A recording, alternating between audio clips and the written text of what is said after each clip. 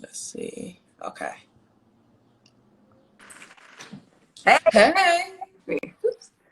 how are you? Hey. I'm good. How are you? Good, good. Yeah. Trying to Yeah. get it all done, trying to get it all in. Yeah. Yeah. I feel like that's everybody's general response during quarantine. How has quarantine been treating you? It's weird to say that we're busy, but because everyone knows you're trapped at home and that you don't have to factor in LA traffic, and it's kind of hard to say no, because it's where else are you going?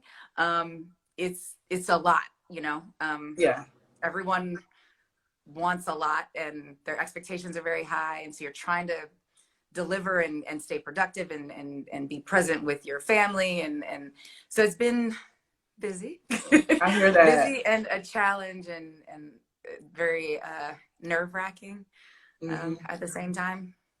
Yeah, I hear that. But I'm really glad you said yes to us. I will say Yeah, that. no, of And course, you look of so course. great. Your hair looks good. Thank you. Congratulations on welcome to the party. Thank you. Yeah, yeah, it's Yeah, amazing. Of course, it's inspired by Kavia. But I really want to know, like, what, because we know that you've been on this journey. This is your ode to parenthood. Why did you decide to create this ode to parenthood in this specific way? because I think a lot of times, especially in marginalized families, our family ties and our bonds and even creating our family isn't always one way. It could be a family friend down the street that just lives with you now, and there's no legal paperwork. There's nothing. Sometimes it's adoption, like with my mom at 60, who started adopting her first child. Now she's 73 with three children. Could be through foster care, adoption, or our family. We were able to have Cobb through our surrogate, our awesome surrogate. But just creating a space to welcome the introduction of a new family member. And also, like, after so much heartbreak, I wanted a celebration. And I wanted to create the space to let people know that all of our stories don't have to match for them to be beautiful and valid and real and deserving of love and celebration. Yeah, you deserve. And I think that's so important, especially because I feel like especially Black women, we're stigmatized when we do go non-traditional routes or, have blended families. And I love that you've been such an advocate for normalizing that and destigmatizing it.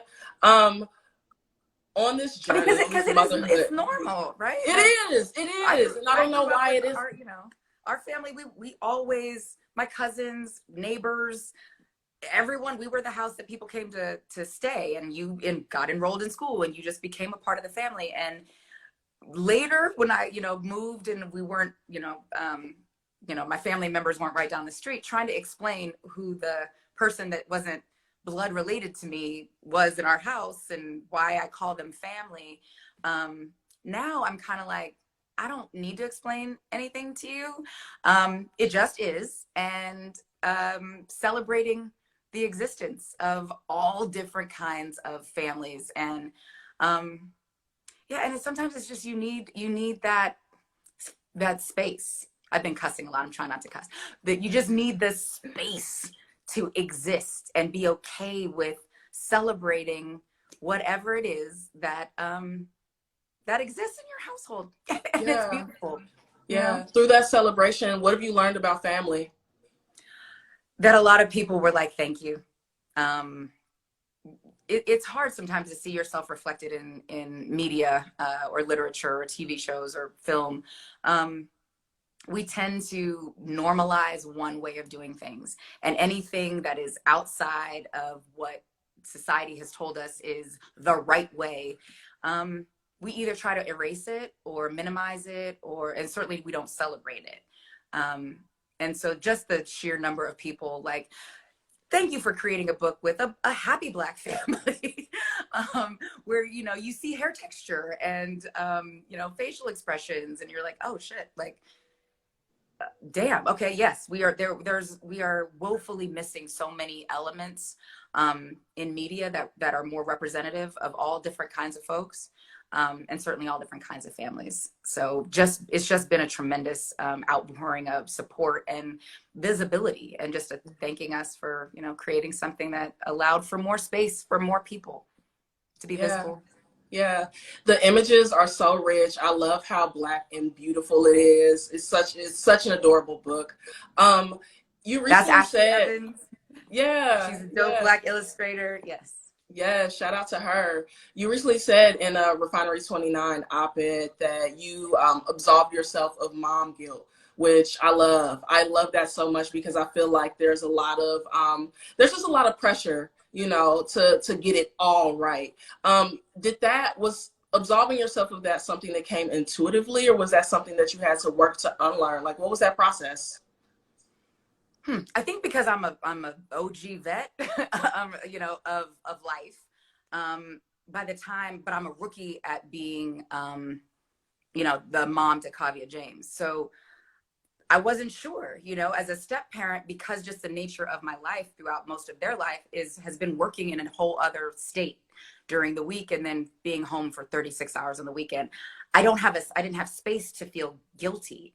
You know what I mean? And luckily, you know, my stepkids were like, ooh, make that money. Like, like whatever you got to do. Cause they understood that I have to take care of a number of households, not theirs. Their dad does okay for himself, but my bills don't change, have not changed. And I have, you know, a lot of people to be responsible for, and I have my own hopes and dreams. So they never made me feel guilty. No one ever made me feel guilty about having a full life and a career that I loved. Um, so I was sort of absolved in that sense, but as a lot of people, like, you were only a step parent. So now with Kav, you know, a lot of people are like, well, how do you balance it all? And I'm like, I don't, and I'm okay with that. And you should be okay with that if you are close to me, because Right. there's only so many hours in the day. I can't do it all, and I can't be amazing at all of it. So why, you know, like, why guilt myself over something that's actually impossible to achieve? And I just try to surround myself with people who aren't going to judge me or make me feel guilty. You know what I mean? Like, if you see that I need some help, I would appreciate it, you offering it. But what you're not going to do is make me feel guilty about having a big life. And my big life is making me a better mother. Hello. My grandmother had 8 kids, and I remember she told me that with each kid, like you are always learning as a parent. And she had 6 daughters. One thing that I really admire about you is the care that you take for your daughters. Zaya is so brilliant. Kavia, like, we stand her, such a moody icon, like, love it. Um, what have you learned, especially about girlhood, Black girlhood, and how it should be revered in raising them? I've had to unlearn everything that I thought I knew about being a woman, being a Black woman, societal norms, and all of that. A lot of just understanding that so much of what we're taught about what it is to be a good woman and a good Black woman is rooted in our own oppression. And just unpacking and unlearning that at 47 years old, when thought I had a pretty good grasp on things. Being okay with humility and asking questions and not assuming I have every answer. Being okay with, I don't know, but let's find out. Like, I never really thought of I don't know as a reasonable answer. But instead of just talking to hear myself talk, because parents are supposed to have all the answers, being okay with I don't actually know. When you put it that way, yeah, it sounds like patriarchy, sounds like white supremacy, sounds like misogyny. Let me unpack that. Didn't think about it that way. Hold on, I'll be right back. And learning, like, being okay with asking questions, and thinking, being okay with a different way of thinking, about being a parent, teaching and shaping and guiding young Black women, being a Black woman myself, and freeing myself of so much shit that got put on me, that has stopped me from living my full potential and really experiencing freedom. It's obviously been a very long road. I've jacked that up many times, but just coming to every space with humility, and being okay, listening more than I'm speaking, Not right now because we're talking, but Exactly. normally It's I'm your just time. like, It's your time. just learning, Yeah, that's so beautiful. And I feel like a lot of us are on that journey of unlearning. So to see you, really have this platform and be able to do that so openly is very inspiring. You've talked a lot about, um, raising your kids, and especially in times where we are surrounded by Black death. Not only is it coming from state violence and, racial violence, but also from COVID. We are more susceptible to dying, to contracting it, and to at risk for dying it, dying from it rather. How have you been able to process everything that's going on right now, but also talk to your children about it? I mean, the reality is, just being completely honest, you can't process it because the information changes every day. The thing that we tend to know as Black folks, that there's probably going to be a through line at the end, and it's not going to be beneficial to us. And we're in it. I mean, literally every day we are inundated with death from COVID, and death that's been snatched from us.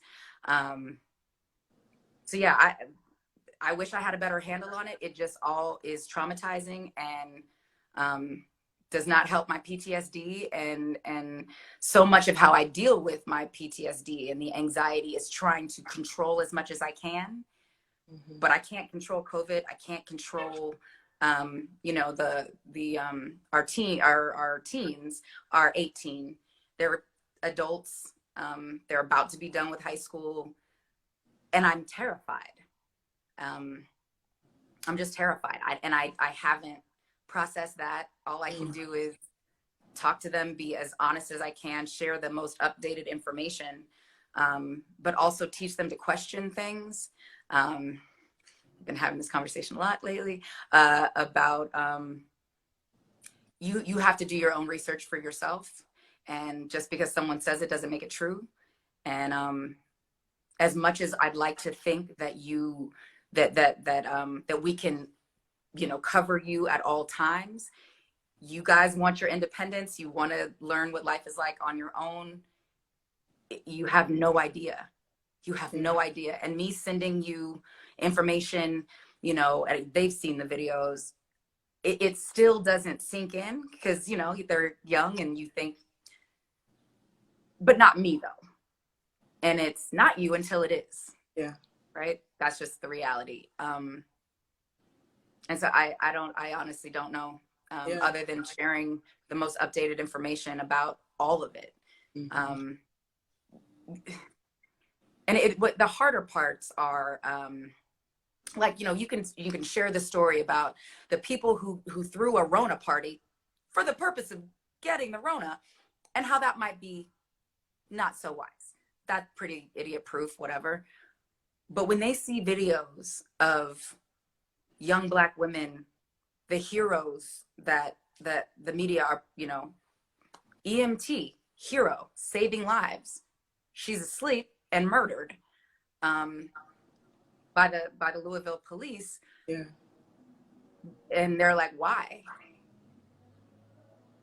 And how many times can you say anti-Black racism, institutionalized racism, systemic racism, and it can strike at any time to anyone. Even when they call you a hero, they might murder you in your sleep.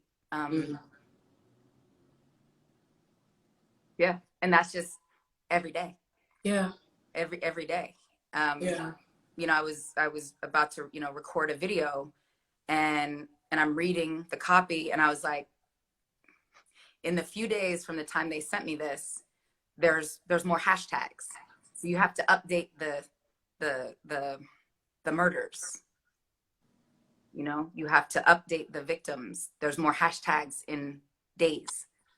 And I don't ever want to be able to process that or understand it, because I can't ever, no one should be able to make sense or explain away something that is unexplainable and rooted in evil. And And the fact that there's nothing that can insulate you from that, you know. I mean, they're very aware that, you know, LeBron, most famous athlete in the, you know, one of the most famous athletes in the world, still had nigga written on his garage door.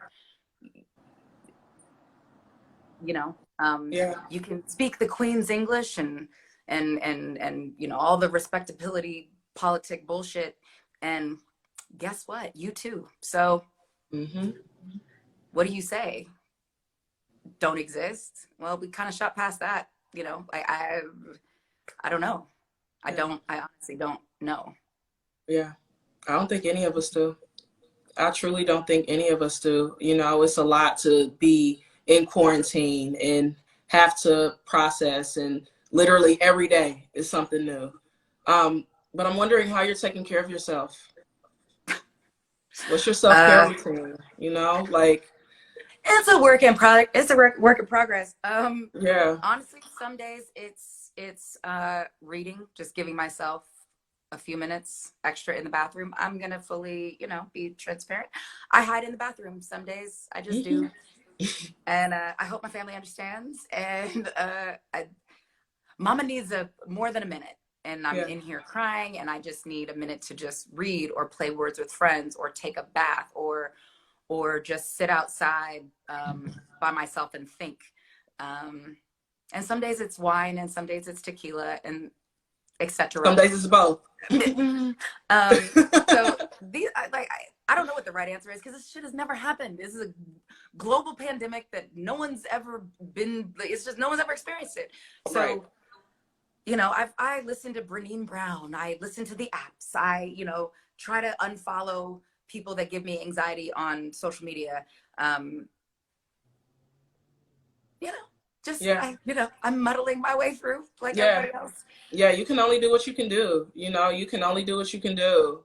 And some days are Um, better than others. Like some yeah. days I just sound like a hippie, and I've got my crystals, and I spray my sage spray, and I light my spray Wow. sage You and think you all me. the whole thing. But and then some days I'm like, F your sage, like it's not enough. It's not enough. Like I feel like I wake up and I feel terror.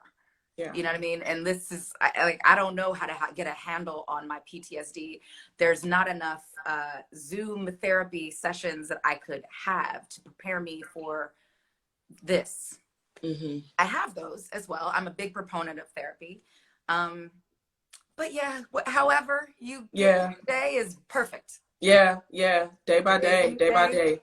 Some good news. LA's Finest will be on Fox this fall. Congratulations on that. Yeah, ass Um, backwards, and we will take it. right, right.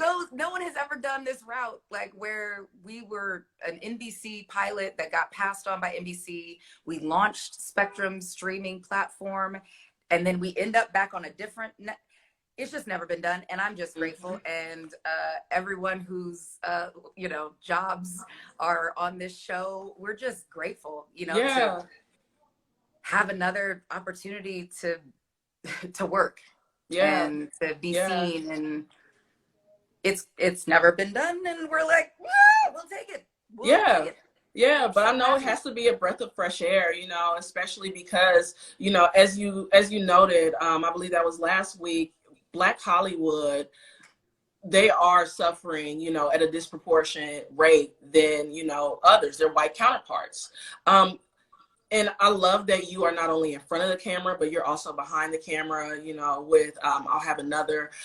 What support, what resources do you think Hollywood needs to give Black Hollywood? Or does Black Hollywood just need in general post-corona? Or I don't even know if it's post-corona, but like, you know, in this Period. new reality, you It's know? well, we don't. None of us know how we're gonna come out of this, right? Right. What Hollywood's gonna look like.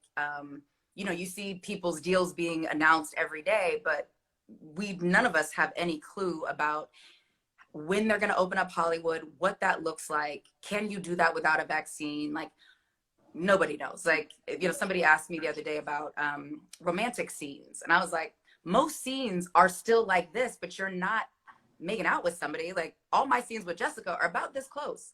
Can you have, like, what is it gonna look like? So if we don't even know how we're gonna work, I don't know, like the information is obviously going to change, but what I do know is that when we get the information, or whoever, whatever gatekeeper that, you know, that is in the marginalized communities gets that information, you better fucking share it. Sorry, I'm cussing again. You better share it. I don't know. I hope one of the things that people take out of this is that success can look different. It doesn't. It can be a redistribution of wealth, opportunities, resources. You can share resources and information, and it doesn't take anything away from you. It's not going to negate your accomplishments if you share information that is critical to more success and more opportunities.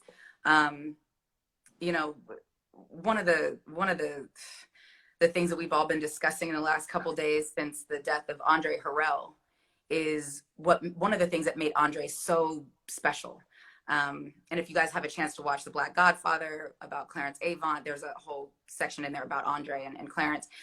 But if there's not those people who are willing to hip you to game and pull you to the side, good or bad, you're doing a disservice. Like you are stopping progress when you don't share information. And Andre, Dre, he did that constantly. And it was so beautiful. And he gave you praise. Like, I didn't even think he knew who the hell I was. And the first time I met him was at this club on Sunset years ago that used to pop. And usually in my crew, I was the good personality chick, and I was with the you know, the more typical LA hot girls who got the ton of attention. And they're like, oh, but your other friend, yeah, the brown one, she's funny. And I'm like, I'll take it, like, whatever. We were at one of those tables, and most of the guys that were coming up were trying to talk to my friends. And this guy kind of leans over our table and he said, I hope you know you're going to be a star. I was like 23. I hadn't done anything. And so I doubt he saw Saved by the Bell, the new class. And I was like, thank you. I'm like, he's going to ask me about my friends, or he's going to be a creep or whatever. And that's all he said, and walked away. And it wasn't for years. I've run into him like years later. And he said, do you remember what I told you? And I didn't think he would remember me. I thought it was like a line or whatever. And I said, okay, I didn't think you were going to remember, but you know, in that crowd, especially, like, I was never seen. Nobody ever thought of me as anything. And you said that, and I really haven't forgotten it. And, you know, star is you know, subjective. You go from it girl to shit girl, but like, to have somebody see you, you know, and then from that point on, like when we actually became friends, he always hit me to game, you know, like Dre, you know, he went into, later he went into TV and film stuff, but he's a music cat. But the worlds are very similar, and how you negotiate contracts, how you bridge those communities, how you put people on, how it's okay to decenter yourself in a narrative and still consider it success. And to for the world to be without people like Dre, it just sucks. But we have to pass that baton and give that information enthusiastically, you know. When we talk about, you know, my friends who, you know, gig, right? So if you're in hair and makeup, whether you're in the union or not, people who had gigs in January, you have 90 days to get paid, right? So if a company that you had a gig for in January declares for bankruptcy or they're furloughed, the check that you were expecting in March or April isn't here. So when I talk about Black Hollywood, I'm not just talking about actors that you've heard of or the famous producers or directors or whatever. The Black Hollywood that is the nuts and bolts of Black Hollywood, people you may never know their names, but they're equally as vital and as important, and we can't forget their stories and their plights. And even if you had a steady gig, those checks may or may and you don't have you're trying to get a guest spot on something or recurring on something, to have no work indefinitely, you don't even have the hope of a job. You know what I'm saying? And it was already hard to begin with for us. It's hard for, you know, all marginalized folks, but when people think of Hollywood, they think of rich folks, and even the rich folks that you think are rich folks, it's not always what you think. Right. And missing money affects us all, and because we're all interconnected. And yeah. Yeah. Yeah. Yeah. It's a lot going on. That's such a beautiful story about Andre. Gabrielle, thank you so much. I really appreciate you taking time out to speak wisdom, drop knowledge. You know, I feel like every time you speak, it's just like everyone is hanging on to your every word. So thank you so much. No, thank you for having me. I appreciate it. Yeah, no problem. Stay safe and take care of yourself. Yeah. And all you guys that are commenting, thank you. I can't, I'm not that talented to be reading and looking, but thank you guys all for showing up. I appreciate this. Yes, thank you so much. Take care. Bye. Bye.